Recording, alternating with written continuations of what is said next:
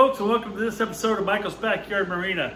You guys might have heard of a thing called a stern saver or a transom saver, or something to save you from putting holes in the back of your boat. For instance, if you're going to mount a transducer or some other kind of pickup, anything that you want to screw to the back of your boat. Now, if you've got a boat that has absolutely no holes in it besides the drain plug, chances are you probably want to keep it that way. So what I'm going to show you today is a little something that I'm going to make up. I'm going to do some testing. I'm going to test some glue, and I'm going to test some techniques, and we're going to see which has the strongest effect on holding a piece of plastic. The piece of plastic I'm using is called King Starboard. Starboard is widely used in the boating industry for making different things on boats. It's really cool because it's kind of a self-healing plastic, so to speak. It also floats. It's weather resistant, it's UV resistant, all that kind of fun stuff. All the qualities you want in a plastic that you're going to put on a boat. But the one quality it doesn't have is it's pretty much impossible to glue. I wouldn't say impossible, but to get great adhesion and great reliability, it takes some extra effort. And I'm going to show you what I'm going to do today. Now, the first thing I'm going to do to create a test that I can test different gluing techniques, a couple of different glues maybe, and I don't know what else I want to say here, but yeah, a couple types of glue. We're going to use a marine epoxy. We're going to do regular epoxy. We might just do a 5-minute epoxy, like a short dry, long dry. Ones that say they hold X amount of strength. Anyway, we're going to buy about 3 different types of epoxies. We're going to try this out. We're going to come up with the best way to hook your piece of plastic to the stern of your boat in order to hook up a transducer, and we're going to discover some useful information, I hope. So in order to do that, I'm going to take some poly resin. I'm going to laminate a piece of regular CDX plywood with 2 layers of fiberglass. You guys might think this is a little bit extreme. You don't need to go through that kind of trouble, but I kind of do in a way, because what I'm going to do is create, right here I've got gel coat, white gel coat, that I'm going to cover the board in. So I'm going to do 2 layers of the poly resin on the fiberglass onto the piece of wood, and then I'm going to coat it in gel coat, which would be like a finish that a boat would have, which is a gel coat finish. Now this will be a fresh gel coat finish. I'm actually going to take this gel coat, wet sand it, buff it, and get a nice polish going on it. That's what I'm hoping to do anyway. That way we can get a true simulation of here's what your boat looks like, because you've been buffing and waxing and doing some different things. So we want an apples to apples comparison. If I go to do this to my boat, how well is it going to hold up? We're going to find out. So let's first of all get to mixing and putting and laminating some of this fiberglass down to the wood.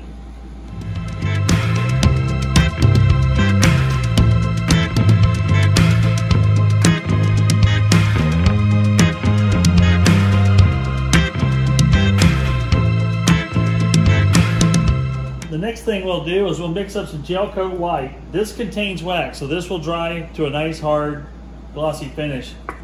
This is some leftover I had in a tray when I did the inside of my boat.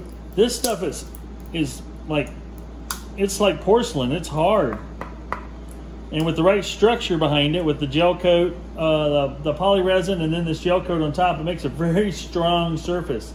So I'm really excited to paint this on. As you can see, this came out. It's got a real matte finish on it, but we're gonna polish the other board up. I'm gonna show you what I'm gonna go through to polish it, and hopefully make it look like the hull of a boat. So that's what we'll do next. While we're waiting for that poly resin to dry, though, we're gonna go ahead and take some of that starboard. I've got some over here. This is some of the leftover King Starboard that I had from putting the starboard floor in my Starcraft boat. So we're going to use this. I'm going to cut this up and make my own personal transom savers out of these pieces. I'm going to make several of them, and after I make several of them, I'm going to use some for test, and one of them is going to be actually going to go in the back of my boat if the test is successful. So let's go ahead and start stripping this up into pieces so I can use it for test pieces and also as my stern saver.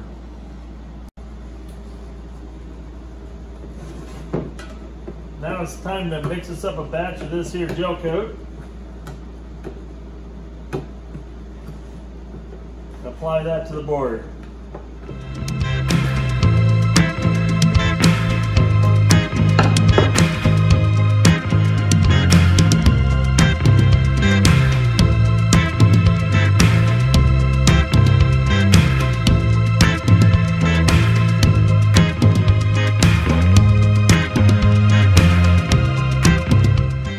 side note, I think this old 15 horse is ready to come out of the tank. It's been 48 hours in the tank, running on and off.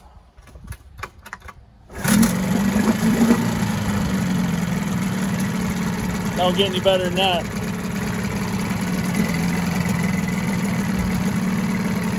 That's a one and done, baby. Now back to the show.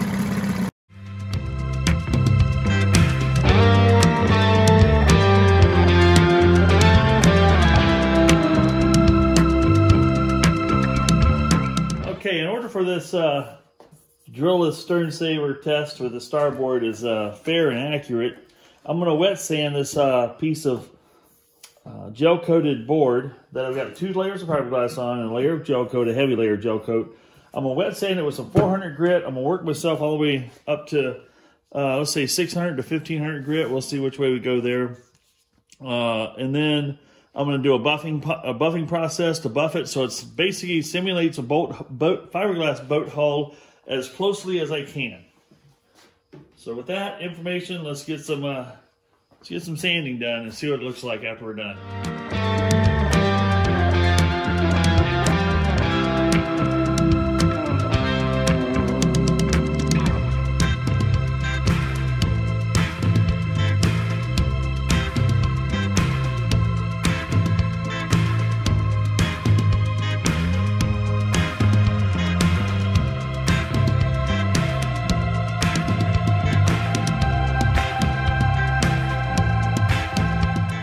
Now that I've wet sanded this thing with 400 grit, 600 grit, and then 1500 grit. Now it's not perfectly smooth. It has a few ripples in it. They're slight, but they're there. But this is actually, I'm impressed with how well this thing is smoothed out for me for the first time I ever did gel coat. If I was doing gel coat again and trying to get a super duper finish, I'd probably put 1 or 2 coats of unwaxed and then go back over and get it real smooth. And then go back over it with a waxed gel coat, and you can come out with a really nice finish. But I'm going to go ahead and do the rubbing compound that you'd use to like buff up your boat and polish it. And then I'll use the podium finish, which will be the final polish on a boat hull. So I'm trying to simulate what condition your boat hull would be in as far as polished or waxes on it and stuff like that. And we'll go from there. So first of all, we're going to do the total buff. Let's get going after that.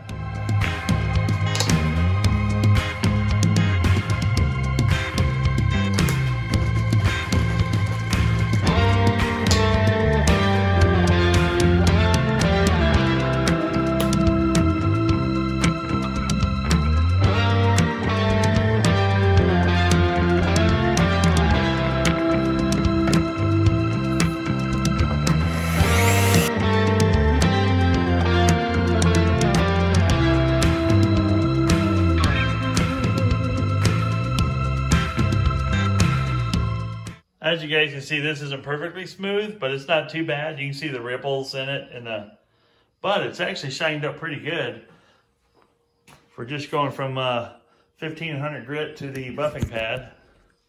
Now we're going to go on there with the podium finish and bring the shine out even more.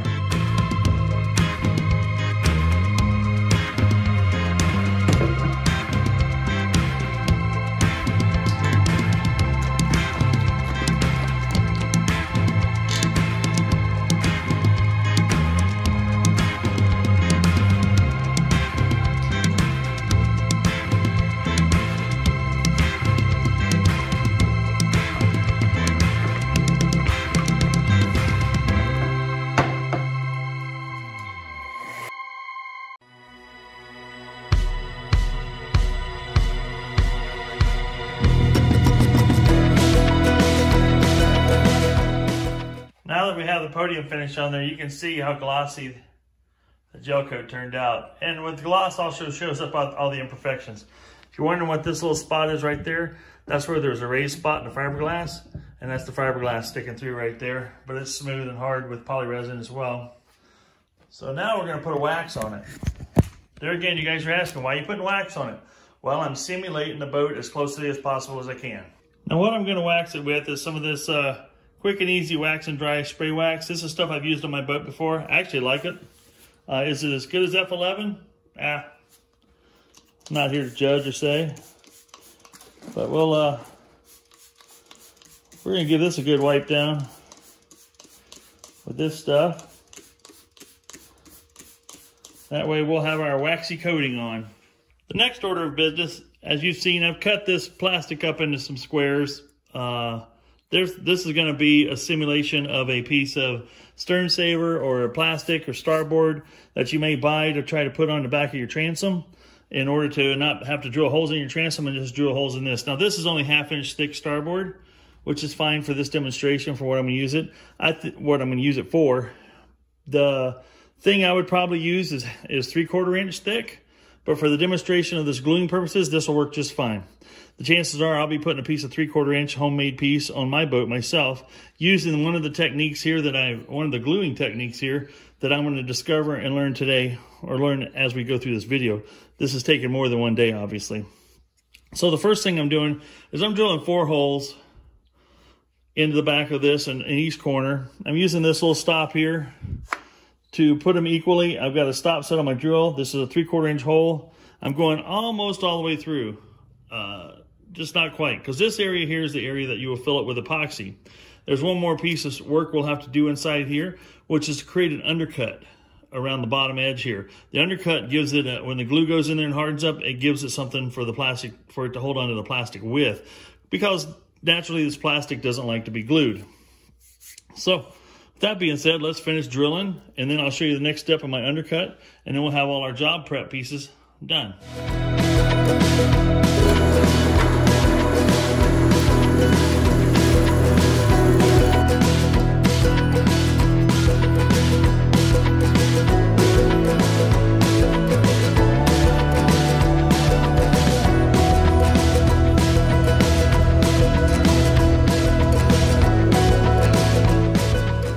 Now I'm going to drill a hole partway through here.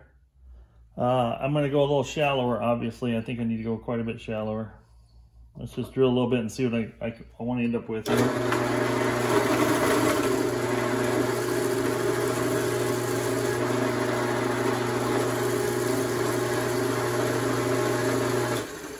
I think that'll give me enough.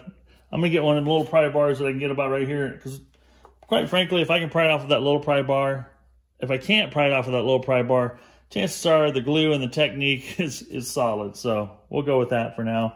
We'll just go ahead and drill them all like that.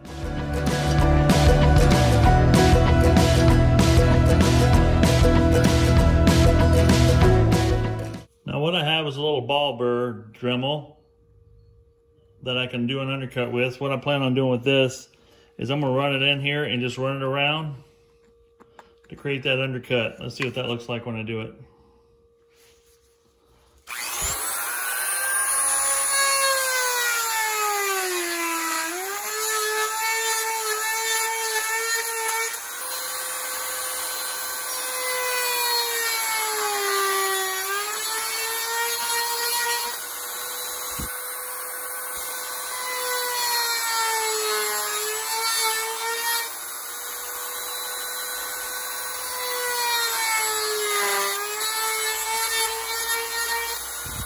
It's going to be hard to see in there, but that creates quite the nice undercut.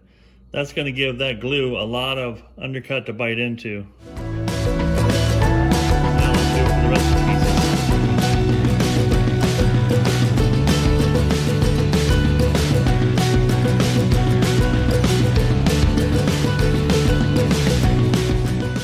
pieces. Now that we have all of our blocks prepped, I want to go over the types of glues. I got 1, 2, 3, 4, 5, 6 different types of epoxy I'm going to use. Let's look at this one. First one here is a Permatex fast setting 1 minute epoxy. Supposed to hold up to 2,500 psi in strength. Here we have a Loctite brand epoxy. It's a marine weld. Supposed to have 3,000 psi strength. Bonds wet surfaces. Good. We got another one here by Permatex. Plastic welder, weatherproof. 3,500 psi, 3,500 pounds psi strength. Here we have one by Loctite epoxy. Tile, wood, metal, ceramic, glass, most plastics, extra time, more time to align, 3,000 psi strength. Here we got some Gorilla Glue, Gorilla Epoxy, sets in 5 minutes, clear, bond strength 3,300 PSI, set time 5 minutes, indoor, outdoor, water resistant. Here I have one by JB Weld. World's strongest bond, quick setting epoxy, strength 4,400 PSI, set time 5 minutes, cures in 1 hour, dries clear. Our clearest weld. Tile, most plastics, ceramic, glass, wood, more. I like how most of these say most plastics because most plastics are hard to glue. So now we've got all these. This is what we're going to test out. Now, even the lightest strength one we have here, which I think was 400, 25, 35. Yeah, 2,500 pounds, I believe it was. Just double checking. Yeah, 2,500 PSI strength is still more pressure than you're ever going to subject your transducer on the back of your boat to. But one thing you do have is leverage, because some of those transducers are getting fairly long. I've got one on my, the Mega Down imaging that I've got on my Helix 10 is probably 8 inches long. And then when you've got that down in the water and tipped down slightly, there's a lot of pressure against that. So there'll be a lot of pressure against those screws, which, as long as you're stronger than the screws, you're strong enough. So anyway, now we're going to glue the test blocks down to this, but first we got to do some surface prep. Now you guys think, wow, you already did a bunch of surface prep, but yeah, that was to get this board to look like a piece of boat hull. But now I got to mess it all up, and I'll show you what I'm going to do to prep it. Here's what I'm going to do to test out my 6 different types of epoxy. The one half here, I'm going to take, these are just sitting right here for now. One of them, this half, let me get this straight here. This half, I'm going to do just an acetone prep only. I'm just going to wipe all the waxy surface off with just acetone. This surface here, I'm going to wipe off with acetone. I'm also going to sand it with 50 grit sandpaper to scuff it up really good, and then wipe it down with acetone. So we have acetone only, and then sanding prep with acetone wipe up afterwards. And then we're going to glue all these down, and we'll mark each one of these as I glue them down as to what type of glue they are, and we'll go from there.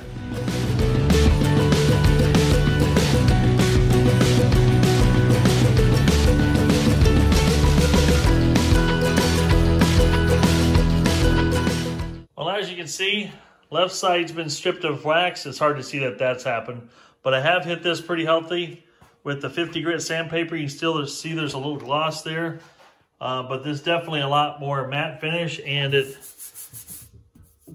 hear the difference here?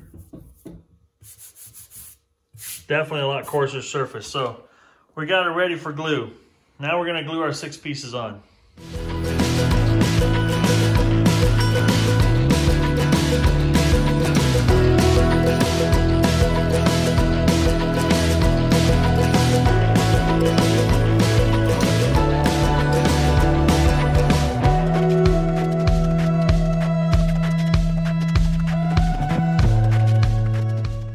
Okay, I showed you the 6 different types of epoxy I was going to use.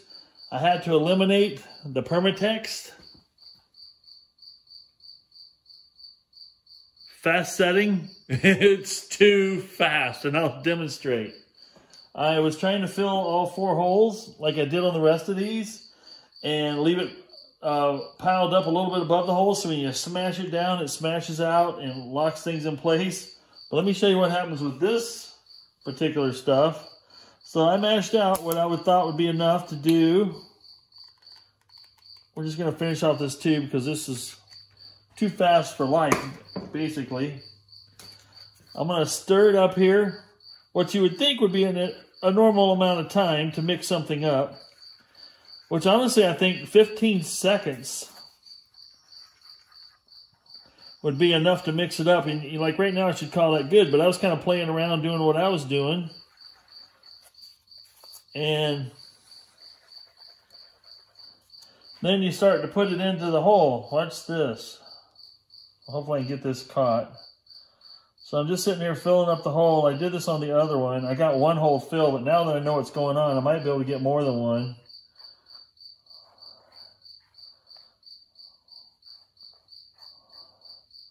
There's number 2.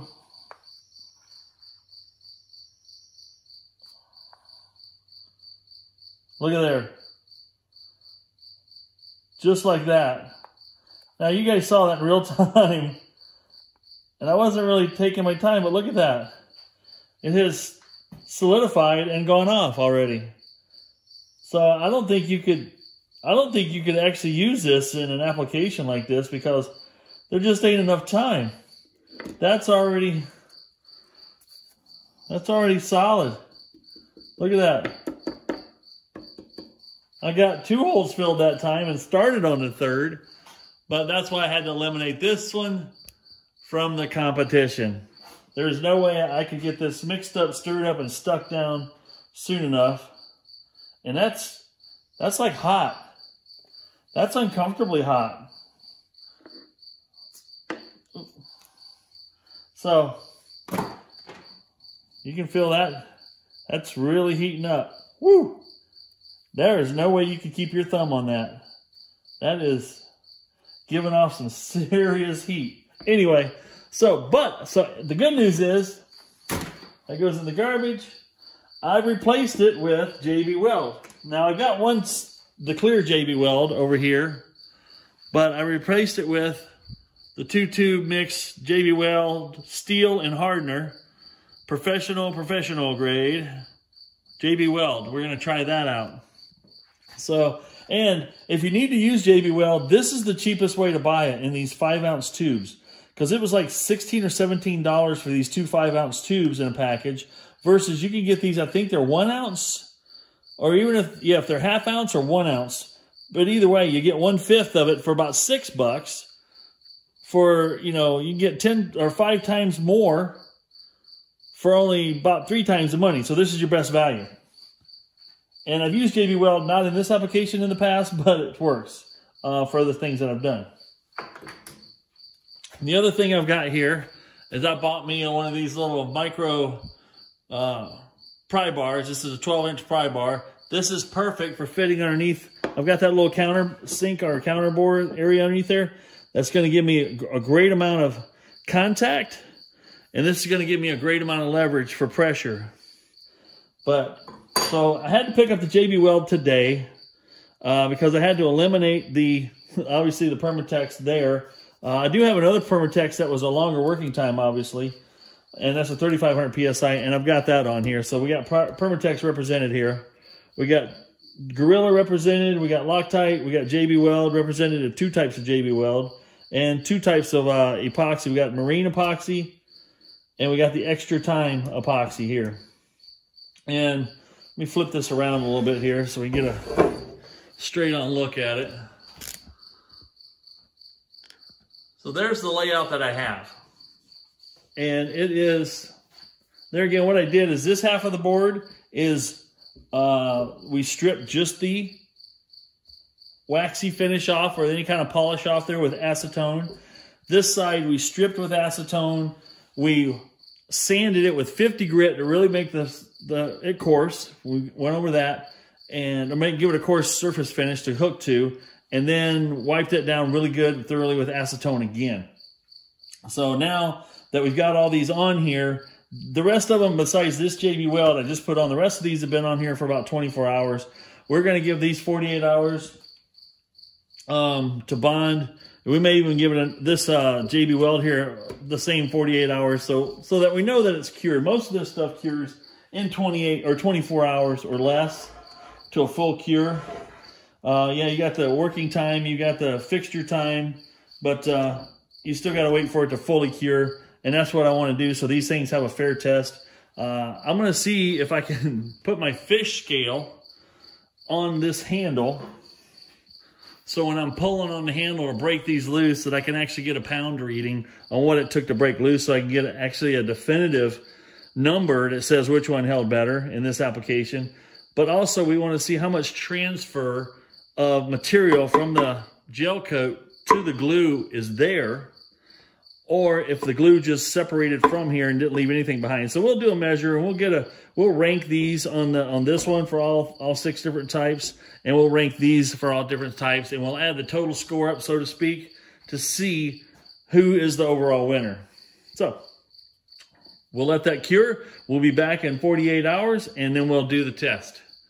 So See ya in 48.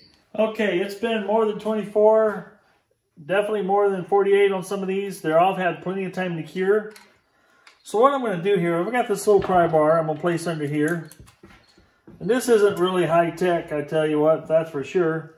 But I'm going to kind of see if I can see how much pressure in pounds I can see here by the time it breaks loose. So I'll pull on it slowly until it lets go. There's over 20 pounds of pressure there. Wow. That was actually starting to rip that loose. Now I'm going to get after it a little harder. So that held over 20 pounds.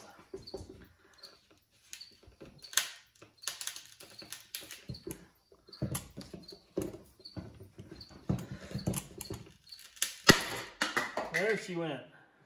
Now that was over 20 pounds. Now this side here, folks, was a side that was only, we used only the acetone wipe on it. And it actually pulled the gel coat away from the fiberglass. So that took 20 pounds. I think that's going to be the threshold, because 20 pounds was a heck of a lot of pressure. And your transducer is never going to put that kind of pressure on it. Let's go and let's see if I can pull this one up to 20 pounds. There we go. We went past 20 pounds easily there. Now let's see how much material it takes with it. Now that one let go a little easier. But there again, it took the gel coat with it.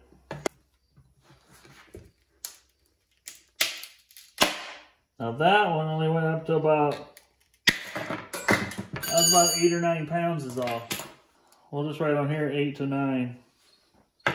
Here we'll put down 20 plus. 20 plus. Now it did take the gel coat with it, so that could be more gel coat related. The glue didn't let go, so we can't really blame it on that. So far, I would feel that any of these, especially if it holds to the gel coat, and this was an unprepped surface.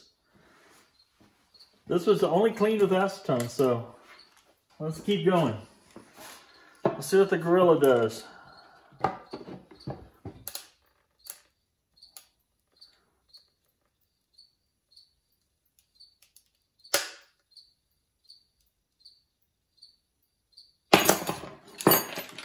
Well, that would have made 20 easy. It looks like it was actually coming, the plastic was given. Let's see if we can break this off now.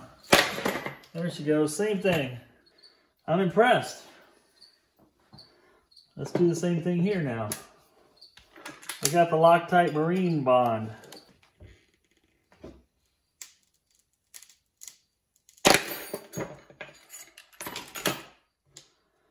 That only went about 18 and let go. There again, it easily pulled the gel coat on the 4 pocket areas. Now let's do the JB Weld here. Everybody loves the JB Weld.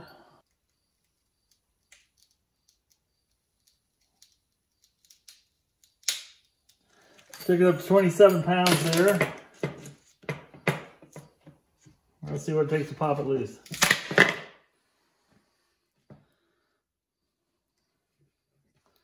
Now see, this is what I want to show you. Now it's easy to see on the JB Weld.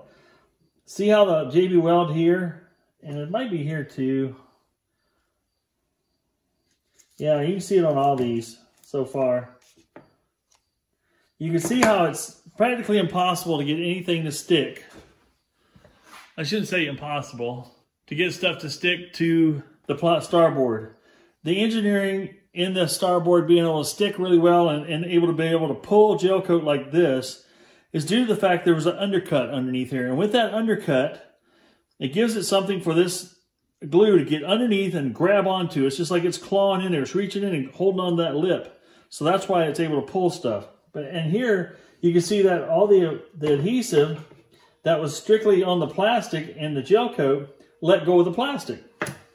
So that's where that counterbore, all that ability for it to hold your transducer in place and not let go is in the engineering behind the grooves that are just cut into here. And you saw how much I engineered it. I didn't do any engineering. I just did it with a router burr or with a, what do you want to call a ball burr on a. Now this side here is the side that was prepped with sandpaper, 50 grit sandpaper. There again, 20 pounds was achieved.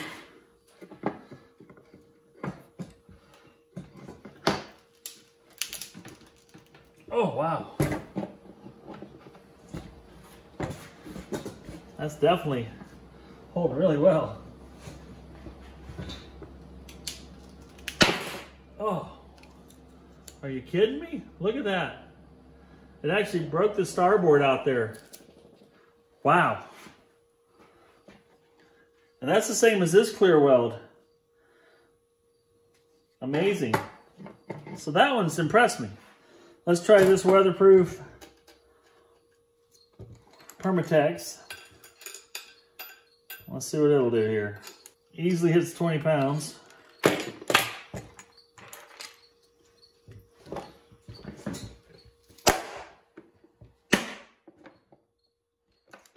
She's popped loose. So far, the better prepped surface is actually holding better. Now that one, the actual glue held to this and pulled it out of the plastic because that groove wasn't crazy deep in this plastic. And it actually pulled it free. That's the first one of those that's happened. Let's see what it can hold. See if it at least gets up to 20. Nope. I think I saw about 14 there when it let go. Let's see what the old Gorilla does.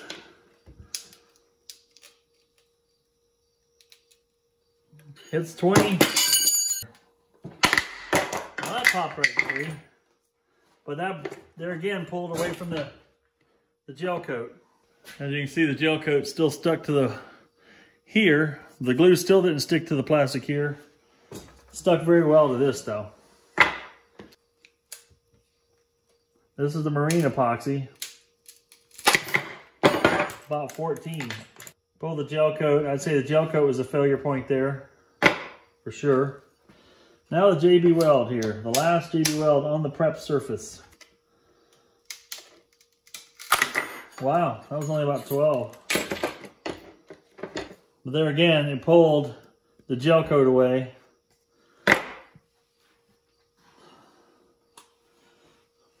Well, so far, now these two held 20 plus pounds. This is the first one, obviously, and it pulled gel coat. This one here held so well that it didn't even pull a gel coat. It actually broke the plastic. Permatex did 20 plus. Can't complain about that. So we're looking here. We got 1, 2, 3, 4 20 pluses. That popped loose. I'm gonna have to say, looking at all the same results as far as it pulled, all of them that came loose did pull gel coat. But this one held the most pounds. This JB Clear Weld,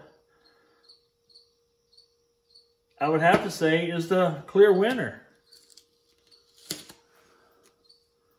I think when I go to do my boat now, I'm going to use JB Clear Weld, world's strongest bond. And that seemed to prove good here. Now this JB Weld here was not, it's obviously not an epoxy glue, but it's JB Weld. But this JB Weld was a clear weld. That's the clear winner to me.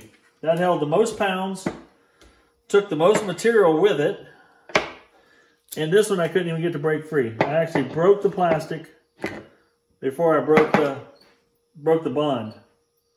So there's your winner, folks. JB Clear Weld Cement, world's strongest bond. It's the quick setting epoxy. Strength up to 4,400 PSI. Set time is 5 minutes. Cure time in 1 hour. 1 hour. Dries clear. That's the one I'm going to use on my boat right there.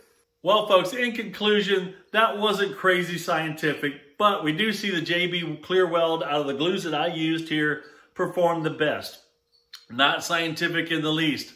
I did an attempt at scientific with the fish scale, but that gets us somewhere. But the breaking of the part, that was a definite, out of all the starboard pieces, that was the one that broke. None of the rest of them broke, which that could have been a flaw in that area, who knows. But it's and seem to hold pretty darn well. And like I said, I want to talk again about the engineering behind doing this. Is this undercut that's underneath here? Because you saw the glue didn't stick to any of these areas out here. Even though there's clear glue mashed out around it, you could clearly see glue mashed out around it, but it did not stick to the starboard. The undercut groove is the secret. Now, what I would recommend, not everybody has a chunk of starboard laying around and a piece of a two-part epoxy laying around and possibly a piece of 50 grit sandpaper along with some alcohol wipes or acetone wipes and rubber gloves and all the stuff you'd want to use to install one of these on your boat. That's why I think if going and buying one of those Stern Saver's a brand. There's other ones. There's a Drilless mounts that go on the back of the boat. Just do a search and you'll find a product like this. They're usually like 2.5 by 3.5 or 3.5 by 4.5, I think. Rectangles that you can glue in the back of your boat. You'll see that they've got the grooves in here. Those are ones. Those are $29 for the small one, and I think closer to $49 for the big ones. I would say that sounds expensive, but by the time you go and buy your epoxy, get you a piece of starboard, gather up all the pieces, you get to order it from one place, you get to install it, you get to order them in, I think, white, gray, black. You know, you got 3 color choices you can choose from. So my suggestion is buy it. I wanted to prove that the science isn't, all these would have held. All of these would have held up just fine, even though some of them were weaker than others. Now, the same surface prep is also there for aluminum boats. You use the same sandpaper, but I think on aluminum boats, they recommend you take the paint off. Gel coat is the paint, is the whole structure of the boat on a fiberglass boat. It is not the whole structure, but it's thick, obviously, just like what you saw what I did there. It's very thick, very strong. Paint is not as thick and strong on an aluminum boat. So I think they recommend on those to sand it clear down to the aluminum and then put the glue to that. But the nice thing, you might lose the paint on your aluminum boat, but you're not drilling holes in your boat.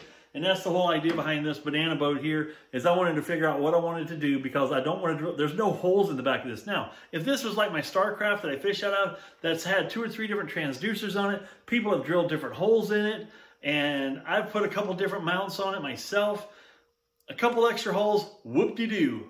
But if you got a virgin area that you don't want to put any holes in, this is the way to go. This will work for you. Now, I'm going to decide whether I want to buy one, because I have a bunch of glue still. If I want to buy one or if I want to make my own. We'll see.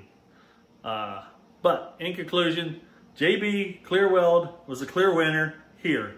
Folks, I hope you found this entertaining. I hope you found it helpful. I try to do as thorough a job as I can on giving everything a fair and equitable shot of working.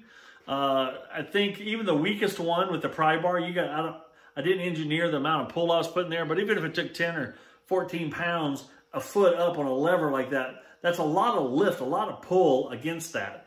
And you saw, even though those that let go, it didn't let go of the gel coat. The gel coat was still stuck to the glue.